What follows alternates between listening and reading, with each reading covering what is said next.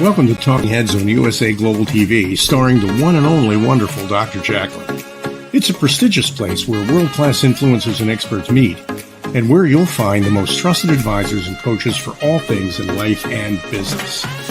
Visit usaglobaltv.com to sign up for our newsletter, get the value you need, and be first in line to learn about events and giveaways and other valuable content. Connect with us. Email Dr. JACALYN at usaglobaltv.com to talk about how you can become part of USA Global TV. That's USA Global TV, where the doctor is always in. Hello, everyone, and welcome to USA Global TV and Business Talk Radio. I am Dr. JACALYN KERBECK, and our show today is presenting pet psychic AMINAH. Wow, we just came from a mind-blowing show, if you missed it, all about reversing chronic disease, and just so amazed at the caliber of people we have on this platform. Continuing it on right now. So I'm going to bring out my co-host and friend. We've been working together for over a year, and she is so much more than a pet psychic, and she's going to share a little more about her background. Let's bring her out. Hi, AMINAH. How are you? Oh, great. Now I'm not pink. I'm gray. Oh gosh, I don't know if I can handle this. You know, it's just technology and it's just energy, but you have really good energy yourself. So for people who are just joining us, because we have a lot of folks who are just watching the last show, I'm going to spotlight you. And as I mentioned, you're so much more than a pet psychic, but pet psychic in and of itself is pretty big. So if you would give our audience some more information about you and why you're so passionate about pets and this planet. And that's in a nutshell, your last part. I was born this way. People ask me all the time, did I study? Did I go to school? Well, yes, I did. A college education, certified vet assistant, worked in the clinic for a while. And I wanted to have a well-rounded experience. I hear what pets are thinking. If you come to my house, we just acquired a third kitten, one we were fostering, and it was not a foster fail, I promise. It was safety and better for the family to have us keep her. And so we have a third cat, and I'm the one who walks around and says, don't do that. Do that. And my kids always know I'm talking to somebody else, because I can hear the machinations on a cat who's trying to sneak into a room and steal food or do something else they shouldn't be doing, or jump on their brother or sister. I help you with the conversation. If they have passed on, if it is time to make that decision, I hope we never all have to, but many times with our pets, we have to make that decision. I'm the one that you come to and say, is it time, or am I tired of the illness? Or because I find these same doubts as a pet owner. Am I just tired of taking care of an animal with 3 legs, or old age, or whatever it is? So I can help you with that broad spectrum. Yes, I talk to people that have died too. I'm not really sure what God's plan was with my gift, but I have always honored death and had a lot of it since I was very, very young, losing my best friend's parents when we were 11. So I understand many facets of it in the real world and otherwise, but I hope to give back everything that I've been given freely. And so I try to make my fees very reasonable so that everybody can find out what they need to know. Thanks, AMINAH. We really appreciate that. And you always bring wonderful guests. I know we have a guest who's going to be joining us a little bit later. So in the meantime, as I block the cat again, sorry, kitty. Let's talk about the fact that seasons are extending in some periods, meaning there's bad weather in a lot of places. And this can impact if you have a pet that needs to be walked, if you have a cat or a dog that wants to go outside, needs to go outside. Maybe you have the reptile. I'm not sure what you have, but people have to change their behavior in some ways when you're going to be walking a dog and there's ice or there's cold weather. So any comments that you have, you can share with our audience about that. Well, we live in great times. Invention is just skyrocketed. People are choosing pets more often than children.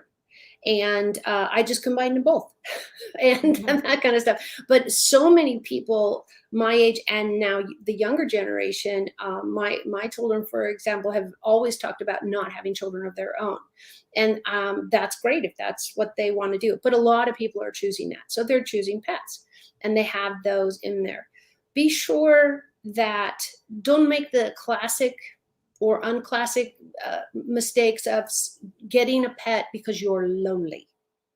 An animal can do many things, and it can help with loneliness. It can help with divorce and crisis in your life. But what happens a lot of times is you're expecting the pet to do all the work. They will be who they are, regardless if you're sick or you're healthy mentally or physically. They will be who they are. That's the intrinsic wonderfulness of pets. They're very accepting that you didn't take a shower today or 3 days, and they're very accepting when you have a bad day, but then you hug them and say, oh, I feel so much better. But if you think a pet is going to heal your mental health without seeking a professional, you possibly need, I mean, a therapist, or you need a doctor because you have wounds or injuries or you are sick. Imagine this. Imagine you get the flu and it's really bad and you have the aches all over and you're rolling around in the fever, and you go to the cat or the dog or the hamster or the snake or whatever your animal of choice is, and you say, oh, I'll feel so much better. I'll just hug this animal all week long and I'll feel better. Well, that's not how the flu works. That's not how anything works. The cat can help you through that process. It can help you manage the exhaustion, the tired, getting sick, fever, whatever. They can manage that by just being who they are, curling up next to you and letting you pet them. This is all great therapy. So if you're going through emotional trauma, I don't know about you, Jacqueline, when I'm having a bad day because a mechanic didn't fix my car, or, my favorite thing at the store was all sold out. I don't know. It doesn't matter how petty, or I forgot to pay the electric bill and our power went off. I mean, something seriously tragic as something like that. We all have just things that drive us crazy, whatever that is. We lost that job and we're wondering how we're going to make the bills the next month. An animal will give you balance if you allow it by petting them and hugging them, but they won't fix it. You have to fix it. You have to show up to your life. This isn't a quick fix. It is a partner. It is a soul and a living entity that deserves your love and care first, and they will give it back in huge spades. Huge spades. So just be clear. Animals are very good for your health. They're very good for mental illness. They're very good for handicap issues. Talk to anybody who has autism or any of the spectrum. Animals don't care. They don't care if you took a shower. Yes, they'll say you stink. I've heard it. But they are not judging you. They will judge you by the love, compassion, food on the table, all that type of stuff. They will judge you on that and say, okay, this is what he can do. If you're handicapped and you don't have a hand to pet your animals, but you can talk nicely, or you have a type of brush that goes hooked to your wrist, there are things that we can do. For us, our house looks like a UPS shipping yard. And why is that? Because we get everything delivered and then we leave the boxes on the floor for a week or two. So the cats can jump in and out of them, jump in and out of them. That's free. That's free to do that. Except for we had to buy whatever they came in. But the boxes come with their own scents from where they've been. And the shipping yards, is it dangerous? No, because it's cardboard. They could even chew on it. We don't let them, but cardboard is safe in small quantities. So it's really easier than you think. But remember, the animal is not the cure. Your treatment of the animal and how your heart and your emotions get involved is the cure. You're in charge. Thank you so much for defining that. It sounds like what you're saying is that it's great to have animals as part of our family. We have to treat absolutely. as such. We can't use them as a crutch to get through a Thank you. situation because that's not fair to them either. So I really give it a lot of thought before you go out and add to your family. Just like if you were going to have a baby, if you're going to adopt or something, it's not something you're just Right. going to on a whim go ahead and do. Yeah. Something else I wanted to talk with you about. We've discussed this before many times, but I think it bears repeating. Depending on where you live in the world, there are certain wildlife that are indigenous to that area. Yes. And we see stories that sometimes seem a little bit unbelievable, but they are actually true, of people going into the wild and getting these animals and taking them out of their environment and bringing them back to their home because they're so tiny and cute when they're small, and then they grow up to be a tiger or a lion. Have you in your neighborhood? People actually buy alligators. They go get that Yes. little alligator. The little So alligator. cute. They're tiny and cute. And then they won't even fit on my dining room table, which seats 6. Exactly. It's like, have you thought this through? And they don't. They think, oh, that German Shepherd puppy is so cute. That Saint Bernard puppy is adorable. They are. Do you understand how much a Saint Bernard grows? When I was a small child, my neighbor over the fence had a Saint Bernard. And we spent more time, and I think I must have been between 8 and 10 or 11, somewhere in there, because I was still getting slathered with slop by a dog and enjoying it, because they drool profusely. And Right. sadly, here's my soapbox again. There's people and obviously vets, because they're getting it done by vets, are having their glands removed in their mouth because they don't want to be slobbered on. So don't get the dog. Don't make them have dangerous, life-changing surgery, because the glands were put there for a reason. This isn't just, hey, let's throw some extra glands and and That's extra so saliva. torturous. So if you're going to get all mussy about the slobber on the glass and the slobber in your house, because they just drool profusely, but that's part of the way they're made, and some of the designerness. So I would come home, and I was the happiest kid on the planet, but I was literally stopped at the door. My mother went, to the shower you go. Don't you go anywhere else. Straight to the bathroom, rough it all. And I had, excuse me, millions of clothes wet, because she only lived near us about 3 years. Thank God my mother was like, thank God, that's just killing me. But I was gone, I was busy, and I was in heaven, because this giant dog, now you never sit on these big dogs. Their hips aren't built for it. Their spine's not built for it. It's not a horse. So we were always underneath him.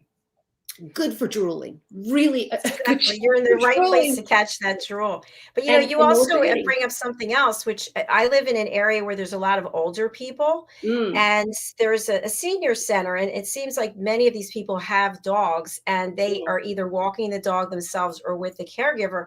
And in some cases, I see dogs that are very large, or they're very strong, and I'm thinking, this may not be safe to have an older person in a frail condition. And I even see older people with walkers with a giant dog that is now pulling them and the walker. And I don't know. I think that we really need to think about who the owner of the dog is, who's going to be caring for the dog. And is this a good choice, this particular breed?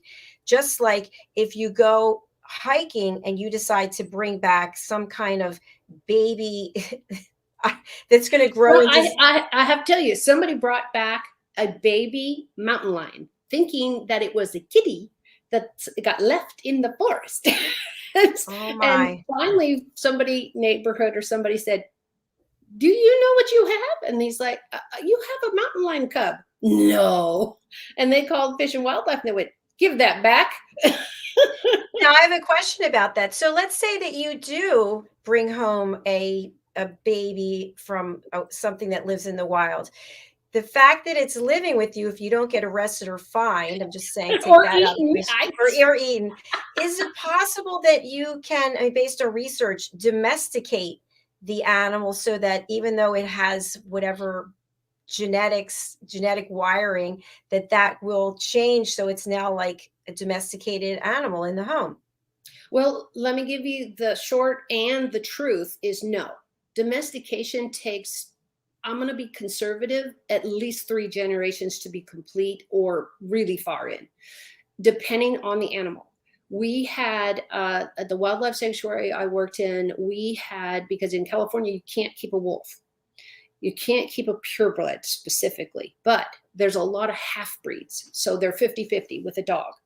So what we find, and having worked with these dogs, they can't be traditionally domesticated. They are faster to react.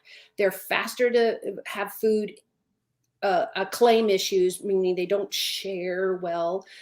They're going to need more raw meat because their system is built for more raw than we do.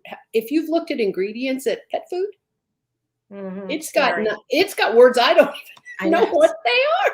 If you don't know what the ingredients are past the first three, then don't get it, because there's colors and dyes. And if you want to know why animals now have allergies, is because we've exposed them to all this bizarre color number 12, 50, blah, blah, and words we don't know. And sadly, most owners are going for the, I'm going to use this brand. I don't even know if it's around still, the Lady Lee brand, the cheapy brand or whatever is out there at the dollar store or whatever. But your animal will be as healthy as you feed them. It's the same with us. We are as healthy as we behave and we eat. So if you're eating candy bars all day, you might wonder why your skin is breaking out all the time or whatever. So an animal is going to be the same way. If you're feeding him or her as a carnivore, then you're going to have to get that kind of food. It's not going to be cheap. So did I even get close to your question? Because I went off on a tangent. I apologize. Yes, just about domestication. You were talking about the wolf/dog and how it takes many generations to truly be domesticated, up to anywhere from 3 to 5. So that means you got to have lots of babies.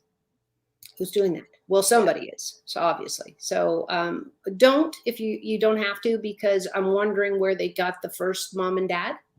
And that is, it used to be, especially in the 60s and 70s and down, people could take them from the wild. Now it's illegal if they catch you, And your neighbors are watching, by the way. Yeah, you'll love this story because this fits in perfectly. I was working at the wildlife sanctuary. We would get calls all the time. And I got this problem. I got that problem. I got a wolf walking through, whatever they needed. Can we help? So this lady calls at 2 a.m. and she says, you got to help me. You got to help me really fast. And I was like, why? And she's like, well, Fish and Wildlife's here and they're going to take my alligator. I'm thinking, who thought that was a good idea? She had built it a pool in her backyard. And I'm talking about no bigger than my kitchen. Now my kitchen has a dining room and a kitchen, but he had smaller. And so she'd been hiding this alligator. I don't know how you hide an alligator, honestly. I didn't even want to get, but later I find out that this had been going on in her dodging Fish and Wildlife. I'm thinking, what'd you put them under the car when they came? Imagine that stress. Well, and the neighbors knew. And that goes, so if this thing gets loose, we'll say goodbye to the dog problem. I guess that she wasn't extending a lot of invitations to come over for dinner because people were like, oh, they're going to pass on that. No, because the cats could pretty much just run over the top. But it's a new freeway.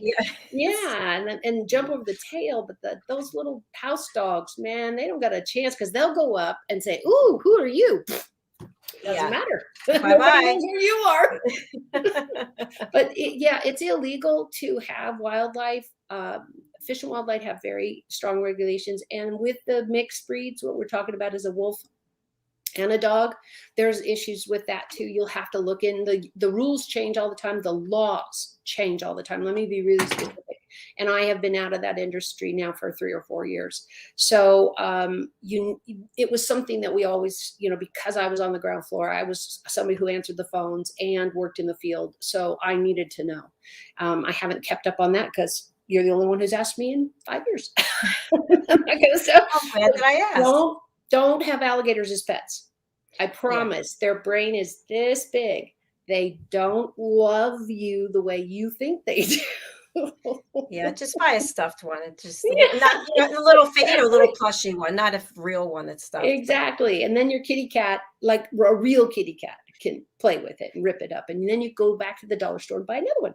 Right, and it starts all over again. Exactly. We're going to take a break, and I'm Yeah. actually going to be playing a new video, which we got yesterday from a guest in Malta. And I know you love the new music. So this is at the top of the charts in Malta. It's called Wow. I Breathe for You, Mm. and the artist's name is Lindsay. And it's really quite beautiful. And I just think on a Friday, the end of the week, let's share some beautiful music. You can download it on iTunes. I'll put up the banner. But again, her name is Lindsay. That's the only thing you have to look for. And she's got plenty of absolutely gorgeous music. So let's help her get her music across the world, because right now it's in Malta and it's going to be launched on radio stations in the United Kingdom. We want to get it to the United States. Let's take a look and we'll be right back. Lindsay, I Breathe.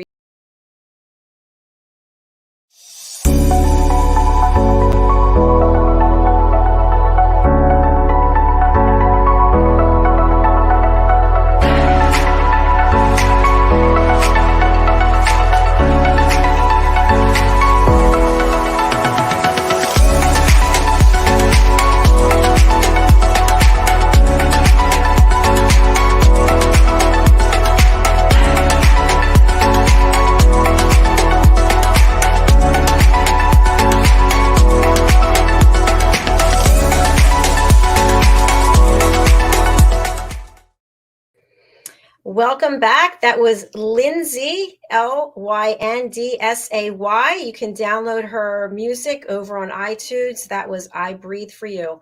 Welcome back to USA Global TV and Business Talk Radio. Our show today is presenting Pet Psychic Amina. There she is. I present her to you. I come with a high, steep price. You got to have a few pets. And I don't know if you, because I know how busy you are and all the buttons you have to take, and God forbid you want to drink of water, but AJ should be in the house. He is logging on currently, and he got confused with the time. He is in Colombia, everybody. So wow. I love I remember when I was taking, go ahead.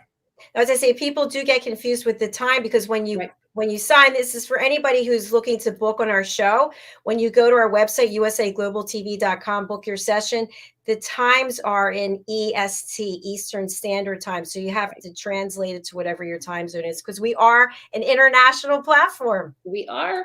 And I'm in California. And now we're going to talk to AJ in Colombia. And when I send my invites, just a lot of times, I don't copy you on all of them because you got enough email. But I put, because I get asked all the time, wait a minute, that's what time? And I said, no, Eastern Standard. For you, it's 4 o'clock. You know, it's this, it's this, it's this. So you and I know you work in enough time zones, you almost can get them off the top of your head. Now, Colombia, no, I'd have to look that up again. I haven't worked with him in a couple of years. So, well, he's actually backstage. Yay, AJ, let's bring him on. All right, AJ, welcome to the program. Welcome, sir. Hello. How are you all? Yeah, we confuse everybody with the Eastern time is hers. I'm Pacific. You got to figure out how to get to here. Yeah.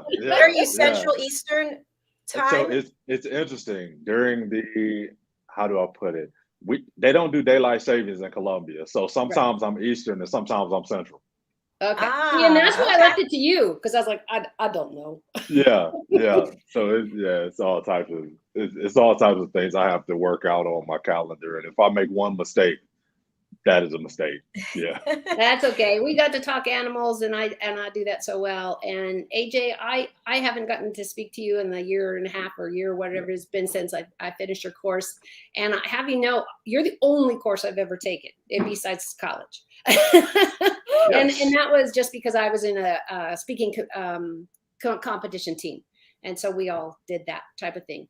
But on the top of this hour, I want everybody to know this young man and his work found me at a time where I really wanted to step up my game and do something. And look where I am with Dr. JACALYN and my own clients and giving back and that type of stuff. So AJ, I wanted you to come and really share that heart stuff that you really talk about. And you have to, if you don't do this show, because, I'm hoping little angel out here, that you will come back as a monthly guest, or at least for a while. You don't have to commit for 12 years, 15 days. We're not doing that. Here's the contract, Okay. sign it. No. Yeah, there's no blood involved and all that kind of stuff. But you're what Dr. Jacqueline and I are doing, and this really marries she and I together on our professional platform, because you are helping people really find their voice. And I remember our students, we had some people that just had never spoken in public, and I want you to share, not this time, because we need a cliffhanger. Okay. You know what I want you to share? No, please tell The me. shower. Okay. The shower task. That's so normal for me. It makes me, and everybody's like, no, you got to tell about the shower. So I will. Okay, I will tell we're not telling you, Dr. Jacqueline. We're not No. telling anybody else. You got to come back for AJ's on-time event when he comes, and he knows what time day we're on. Yeah. But he has the most hilarious. And can you provide a film, and we'll get it to Jacqueline by then? You know what? I'll look. That might be too racy for this channel. No, It might it's be. not. It's not. I'm sure it's not. But AJ, what I would love, that I think I titled this show, how to command an audience in 45 seconds and what you need to know. And there are so many people across the world who were used to speaking in public, stages closed, venues closed, obviously because of the pandemic. But public speaking is such an important skill set to be able to have to command a room. And I'd love to spotlight you and have you share with our international audience about your background and why you're so passionate about this. Okay, so I've actually I'm from the U.S. I now, as you all have said, I now live in South America, in Medellin, Colombia, and I went through a journey of being the lowest that I thought I could ever go. I was homeless. I was sleeping in my car for 3 months, and in a 2-year stint, I went from sleeping in my car in 2014 to giving 2 cars away for Christmas in 2016, and it was one of the best feelings I ever had. Out of all the things I've accomplished, still to this day, it was one of the best feelings. And from 2016 to 2018, I gave away a total of 6 cars, and with the last one being to my mother for my 37th birthday. So it was one of the coolest things in the world, and I've used the speaking business to help me achieve that. I think that we're all speakers on some level, and I think it's a skill that even if you don't do it full time, even if you don't do it for money like myself, I think it's still something that you should be able to do, because this is how when I did my brief stint in corporate America, I used these same skills to get hired.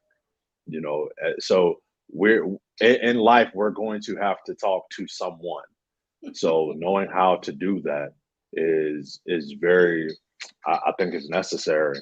So, when I talk about speaking, it's just not for money. It's when you're talking about commanding the audience, sometimes the audience that you're commanding is the employer. Sometimes the audience you're commanding is a child, right? So I use this. I'm the oldest of 8 children from my mother. And I use this when I'm talking to my nieces and nephews. I command the audience when I'm talking to them. I use the same principle. So definitely would love to get into that. Now I teach people how to speak, and for those that want to make a career out of it, I show them how to replace their income with their speaking career. So that's one of the cool things that I do. So yeah, looking forward to getting into it. That's fantastic. I'm going to let you ask the questions, but I do have a follow-up, which is, AJ, in my corporate career, I had to speak for pretty much for a living. Look what I'm doing now, but basically I'm listening here. But one thing I found was when I was feeling insecure about myself, or I didn't like myself, it was much more difficult for me to speak in front of others.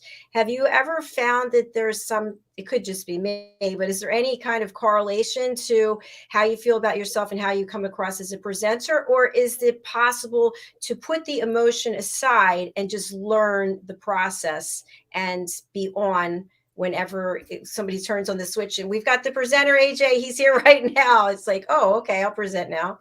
Oh yeah, there is a way to put the emotions aside, and everybody has them. Everybody has the emotions come.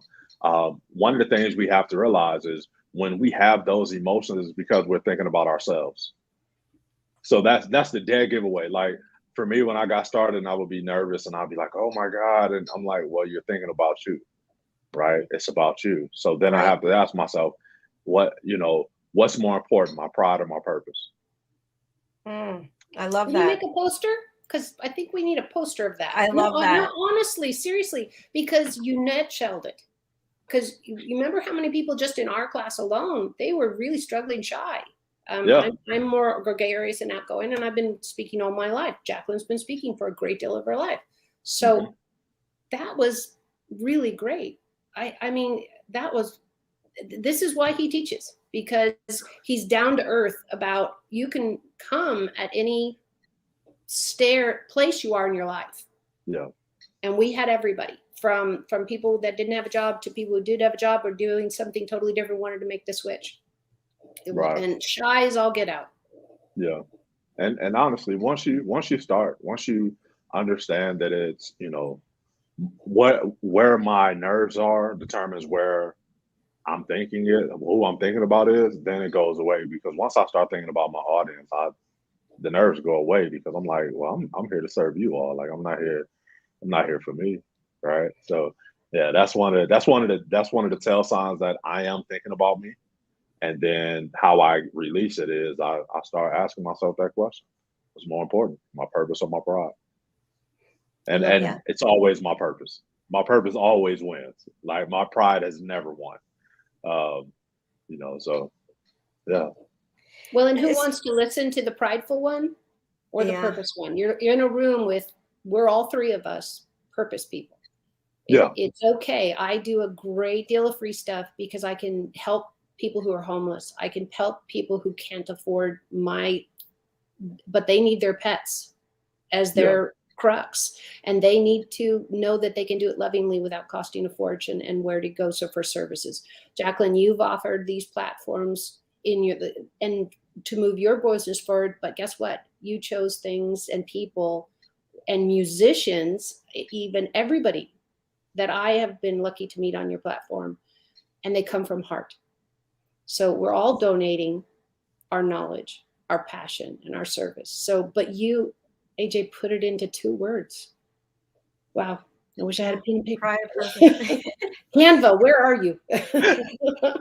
No, The question really. I have for you is there are people all over the world right now who are homeless, Mhm. right? It happens to business people. It doesn't matter. It doesn't have a specific type of person. It can happen to anyone for any reason. Right. What are some of the things when you think back to how you moved from being homeless to who you are today? What are some of the things you can share for people who are going through situations like that right now?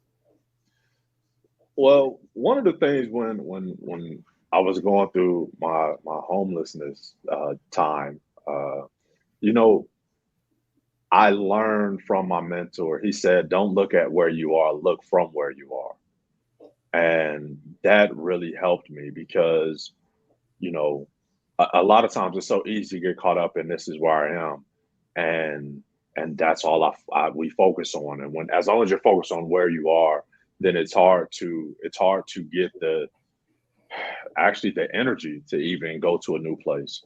So when my mentor told me to stop focusing on where I was and start looking from where I was, then I was able to, and this may sound weird, but I was able to actually take like the benefits of being homeless, right? Mm. There's benefits in every stage of life that we're in, and for me, being homeless, what I realized was I have a lot of time with myself, right? I haven't spent this much time with myself probably ever, and because I don't have a outlet to plug up my phone, I'm not on my phone. I don't have an outlet to plug up my computer. I'm not on my computer, so it's just me and my thoughts.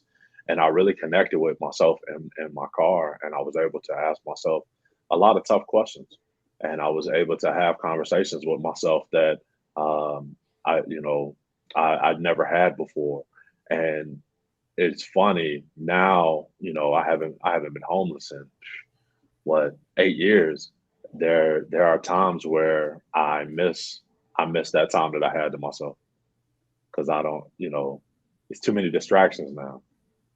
I know it seems like it's easy to just cut the TV off and cut your phone off, but when you're forced to, I think it's totally different. So, I actually miss those times. So I would say take advantage of the benefits that you have in every stage that you're in. No matter what stage we're in, there's always benefits. You just have to find them. And one of the ways you find them is you don't look at where you are, you look from where you are. And I would always tell myself, man, this is gonna make a great story one day. I agree. Absolutely. And you're dropping these, I don't know what to call them, like these Golden gems. nuggets. Gems. I think there's been 3 or 4 already today. You've only been here for what, 5 minutes? Not long enough. Well, and that's the whole show. If you heard what I heard, Jacqueline, I think you did, that being where you are, what you're talking about, and if you ever feel like that's a section to share, because we've all hit that low time, whatever it is, struggling either to make the transition or get away from a toxic whatever job. We've all, maybe all of us, I've had those toxic managers, bosses, and going, oh God, especially the ones that are less qualified than you. They're really hard to take advice from. But what I would love to hear more, and maybe not on this show, because we want to get to know the whole kind of surface, we'll just do frosting today, is how you sit in the car and know this is all you have, and how did you get through those low times, which we all have. We have the ebb and flow, and that's part of the growth, that you understand the low isn't forever, and neither is the high, and then you find that balance. So how did you get through those hard times?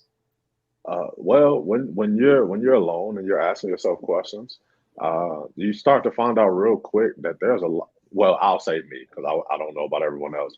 But there was a lot about me I didn't like, and the part that I didn't like, that's the part that I ran from, and that's what I find working with people. That's one of the reasons why we don't like being alone, because we don't want to be with that person that we don't like. And I was forced to be with that person I didn't like, and there were certain things that I had to just admit. Hey, you know what? These are things that you're gonna have to work on. These are character traits that you're gonna have to work on. Other things, it was like, hey, this is what you're going to have to accept. Um, some things you can't change, so you're gonna accept it, right?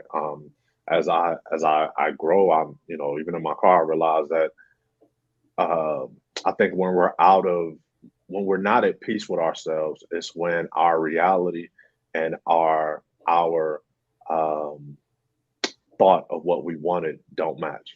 Mm. And it was like, well, why are you having such a hard time with this, right? And it's like, because I'm not supposed to be here. It's like, well, why aren't you supposed to be here? What if this is the perfect place for you? I love how you reframed that. Exactly. Touching on the I don't deserve part, you really, really are touching on where some of us feel like, oh my gosh, this is too good to be true. So, wait till it crashes. Well, manifestation does work. And if you think you're going to crash, you might be heading there, but believe in yourself. And that's really hard when you're that low. That's really a gift that you have given yourself. And I think it all goes back to, I believe the quality of your life is determined by the quality of the conversations and questions you ask yourself. So that's why you have people who have what seems like everything that commit suicide, right? Because we don't know the quality of the questions that they're asking themselves. We don't know the quality of the conversations that they're having within them. One of the reasons why I moved out of the U.S. was because I went through a moment, not of suicide, but I went and spoke in Trinidad and Tobago. And I always, whenever I go places, I always ask them to take me to where the locals are. And the guy that I was with, he took me to this area, and I used to always say I grew up poor, and I stopped saying it once I went there, because they lived literally in a tin hut. It was like just tin, and I seen the kids outside playing, and they were so happy, and everybody in the neighborhood was happy. And I was just like, and I'll never forget, they were playing with this chicken that would look malnourished, and they were running around the yard. And I was like, wow, how can they be so happy with so little? And he told me, like, hey, the chicken that they playing with is probably their dinner tonight. And it just hit me like, oh my God. And I was like, how is it that we have so much and we're so miserable? Exactly. Right. Yes. And I was just like, it didn't make sense to me anymore. I was like, I need to get out of the matrix for a minute. I need to back up, and I need to reevaluate what happiness is. And once I started reevaluating what happiness was for me, you can take everything I have and I'll still be happy because I still have me. And I'll always have me. I'll always be with me because wherever I go, I'm there. So for me, it's really just getting back connected with ourselves and being thankful for, I can't even say the small things that we have, because everything, as long as we have us, we're great. We came into the world alone. We're going to die alone. So we're stuck with us. So why not learn to love the one person you're going to have always? So it makes it easier. That makes it easier once you start liking that person. Yay, I must be doing something right because I'm alone 23 hours a day. Wow. You're an overachiever. Wow. And you know what? And as long as you like it and you're content in that and you love it, that's the part, because, man, you got to think there are so many people that they aren't alone, or even when they are alone, they hate it. They hate it. And by the way, somebody said to me that something that they felt, this is years ago, that even when they're in a crowd, they feel alone. Wow. You've got some self-reflection to do. There's some work. A question I have for you, AJ, we've had other people on the show who've been homeless. I never actually asked this, so I hope you don't mind. Is about what we read about being homeless, about the fear factor, that it's dangerous. It is. It can be dangerous. I'll say that it can be, and it depends on where you are. Life can be dangerous wherever you are, right? And the reason I say that is because I used to do this once I got out of homelessness. I would go to a Walmart. I would go to a Walmart parking lot early in the morning, around 5:36 a.m. And I can tell you everybody that slept there the night before, because I see certain signs. Right. I know certain things to look for now. I'll be like, oh, they slept here, they slept. Right. So, I mean, it's once again, it depends on where you are when you're going through your homelessness state. For me, I'm going to tell you, the first night was, oh my gosh. I remember I was like, I was safe. There was no imminent danger. I'm not a little guy. I played D1 football. Right. So it's like, I can handle myself, but it was just the fear thought of, the only thing that's between me and outside is this window. And once I'm asleep, I'm vulnerable, and I don't know who's going to walk up on me. And I don't, so your mind goes through all of these things that, oh, you're going to be attacked, and, this is going to happen. And, but I was actually in a very safe place, right? The reason I gave away cars is because when I was homeless, I realized when I thought I had nothing, I still had a car. So then it was like, well, I want to give away cars to people that really don't have that. So at least they can have the joy that I had of having a car. I wasn't forced to sleep on the street. There are people that do have to sleep on the street. I'm sure that's a lot more vulnerable than I was being in a car. So, I can't speak to the street sleeping on the street, which I'm sure is a lot more dangerous, depending on where you are. But even then, it depends on where you sleep. Yeah, I appreciate that transparency. Thank you very much. Wow. And AJ, if as we God willing, go through this process that all three of us, and have you here to really enlighten us on things I think, Dr. JACALYN, you would agree that we don't see because they're not a part of our lives. I live in a place, I live on top of a hill in a giant bunch of condos, but so my place is very secluded because it's on the top of a hill. They can only put so many. But below me is the drive-in, and it has a swap meet, and then it has a lot of homeless in the parking lot and then around. And then because I'm in a metropolitan of the city of San Jose, we have, since the pandemic especially, not only do we have them on the freeway, where there's a walkway, but we have them in the parks and in all of that area. What would be your recommendation? And just you can make one, because I'm sure there's a million, and I really need this education. Is I, as an empath, feel that deeply, but I also don't know what the right thing. I don't want to be disrespectful.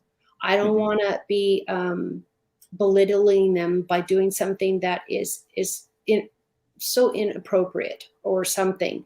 I know we at some of the churches, we gather food and women's products and really crucial things that are comforts to some of us, but some people don't have a t-shirt to put on and get clean and that kind of stuff. So I understand that. But one of the women I'm working with feeds the homeless pets. So we've been having her on the show off and on and that kind of stuff. What would you say if we could do one thing at a time, or one thing? I know that's impossible because everybody has a different need, but what would be the least offensive? What would be is it food? Because of course I worry about money, because I don't want to not know there's a drug issue, and I've just contributed to that proclivity to do that. I'm not judging. That's their thing to do. But I also know I don't want to contribute to the problem because I gave the wrong gift. Right. So if you have any suggestions. I'm going to give you two suggestions. And the first one is probably going to totally get your audience off guard. But it's what my mentor told me when I was going through. He asked me, what did I want to do? And I told him that I wanted to help people and I wanted to help homeless. And his first suggestion to me was, if you really want to help the homeless, don't be one. Wow. That was his first suggestion. Don't be one. Right. The next thing is, do partner with someone that's already doing it consistently, because they know where they are. They know the people that have issues. They built relationships. If it's not something that you're going to do consistently, then partner, right? And there's nothing wrong with that. I think it's great the people that have made it their business, their purpose to help consistently. So if you do that, reach out to them, because they know the needs of your area better than I do. Well, that's perfect. There are two excellent suggestions. Everybody get a suggestions. mentor? Jacqueline, you, Dr. Jacqueline, you got a mentor. I had a mentor, and you had a mentor, and that's what you're saying, right? Yeah, get a mentor. Get a mentor. So, and if you want to do it kind of ongoing, then you can take one of them under your wing and start helping. One of who? Homeless. One of the homeless, right? I just want to be clear. And this is how it happens. If you're going on, let's say I walk this certain way, right, every day, and I see this certain homeless person, and I just feel a connection with them, then I'm gonna talk to him. I'm gonna ask him, hey, you need anything? What's your name? Right? And I'm gonna treat him like a human being. I was in Atlanta, and this was after I was homeless, and I remember this guy walked up to me and he said, man, can I, do you got any extra change? And I was like, no, sir, I don't. And he broke down and started crying just because I called him sir. Because he said, nobody respects me. And come to find out, it was his birthday. I didn't have any money, but at the time on me, but I think I took him to get like a burger for his birthday. And, it's little stuff like that. It's, we don't have to change everything, but you can make a big difference just by, asking, hey man, is there anything that I can do? I remember this, I was reading a story where one guy took a homeless guy under his wing and he told him, he said, look, I can give you money or I can teach you how to code. And the homeless guy was like, teach me how to code. The homeless guy learned how to code and has a job and is doing great because the guy sat down with him and he taught him how to code. Right. Wow. Now you're talking biblical stuff, because it's that I'm going to match the saying. It's something you can give somebody bread, but why not teach them how to cook or row a boat or something? I'm really much, but you guys know what I'm talking about. I know what So you're talking just about. handing them something, money or food. Why don't teach them how to cook or teach them how to whatever? Something that'll last. Yeah, Something that they can make their own bread, that they can Yeah. build their own home. And that's what you're saying. It's great to help, but it's great to be useful in that help. Yeah. And I've never, this is my first time saying this publicly. So I've been working on this project for years. I'm probably going to release it soon. But it's funny the saying that you were talking about, and it's like, you can give a man a fish or you can teach a man to fish. There right. You go. And my thing is, I wanted to take it a step further because I feel like I could give you a fish, I could teach you to fish, or I can teach you how to bot a lake so you never have to worry about fishing again. Oh, wow. Big thinker. I like it. The whole lake. Yeah. Yeah. I like it. I like it. I love it. So AJ, a question I have for you as we come to the top of the show, and again, we hope you're coming back to see us on a regular basis. yes, I will. I'll come back. So how do you actually work with people? What does that process look like? Great. Really, it looks like a person reaching out to me and seeing if we're a good fit. Everybody needs are different. I'm good with some people. I'm not good with everybody, right? And that's I was just talking to this organization that brought me on. They wanted me to be their national coach, the National Business Connection. And in the first meeting that I had with the members, I told them like, hey, most people don't know how to really cipher who they should work with and who they shouldn't. And I think that's a big part. Like, you should know if your personality vibes with somebody or not. I'll take myself, for example. I can't work with somebody that praises me all the time. I like challenges. I like for a person to doubt me. I like for a person to challenge me and say, hey, can you do it? Are you big enough to do it? Because that gets me going. But if they're praising me, right, I don't need a cheerleader for a coach, and maybe that's the football part of it. The coach always challenging you, but that's me. So I know that's the type of person I need. So I think before people even reach out, it's like, hey, think about the type of person you need, because I'm very nice, but I'm also very strict too. Good. I love that. And AJ, we have your contact information up, but for people who are listening on Business Talk Radio and they're not on television, they can't read it. What is the best way for people to reach out to you? Even with my info being up, I would still say the best way to reach me is on social media, at aj.vassar. That's my Facebook and Instagram. And it's AJ, V as in Victor, ASSAR. And just shoot me a message. I answer all my messages. And just contact me. Let me know what you're working on. I always like to support people. So, once I find out what you're working on, what's that thing that's driving you, then I can find out am I good to push you towards that or not, or if you even need me or somebody else, right? Because I believe in accountability and consequences, and that's where the shower comes into play. That's where the shower comes into play. Awesome. Leave everybody hanging about the shower. That's hilarious. And it's perfect for people who are really timid and afraid to do public speaking. Don't worry. It's in private, hence the shower reference, and it's literal, not metaphorical. So no guys showering on the program, just letting people know. Yeah. So AJ, I'm looking at the calendar, and because I had it was all full, I believe we have you next April 22nd is what I have you on the calendar. So I want everybody to know that God willing, with all the technical stuff, that works for you. If not, we will let you guys all know. Look at Dr. JACALYN's schedule, because she has an amazing schedule. And thank you for playing that song. That was just wonderful. Oh, you're welcome. A new song. But we have a lot of really terrific guests. And AJ, we would love. And what I try to do is keep you on the same time in the month, so it's easier for our guests and you and our audience to know every fourth Tuesday. We're always on a Friday. So every third or fourth Friday that we can do that. I'm just booked out a little ways because I'm chasing people around all the time. That's good. No, I love it. I love it. No, that should be good. So nice. Shower So time nice next. meeting you. Thank you for being here. We look forward to Thank having you, you back AJ. again. Have a Yes, great weekend. perfect. Thank you. I'll talk Be to you all safe out there later. in that crazy state. Bye-bye. Oh yeah. Ciao. Ciao. Bye. And Amin, I'm going to spotlight you. And if you can share with people the best way to reach you and who should reach out to you, that would be fantastic. Absolutely. So bridging worlds.us. It's that simple. Go to my website. Again, bridging, ing, worlds with an s.us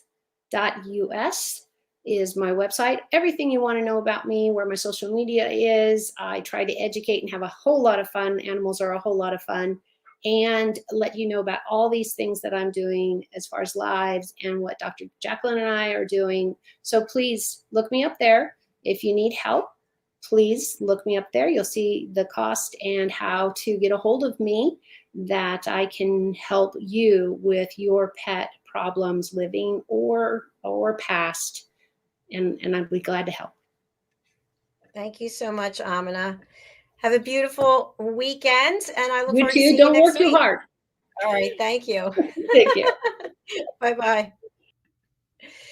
Well, everyone, it's the end of a fabulous week here at USA Global TV. I cannot believe how quickly the weeks go by. We start broadcasting on Monday and go all the way to Friday. And of course, yours truly is here for all the shows. So 22 shows this week, 22 hours of standing, and it's just been phenomenal. If you'd like to be a guest on our show, we welcome you. All you have to do is go over to our website, usaglobaltv.com, and across the top, you'll see book your session. Some of the shows, like this show, for example, and the one before, Loving Longevity, you have to be invited by our co-hosts because they have specific topics that we're going to be covering. The other shows, you're more than welcome to go ahead and book. And if you're watching on YouTube, I see some of you over there, please do click that subscribe button. I would absolutely love that. And I'm going to leave us today with another beautiful video. I just love this one also. This is from 2019. It's also from Lindsay, the woman we just heard from earlier. And this is X Factor Malta, when she appeared with a girl band.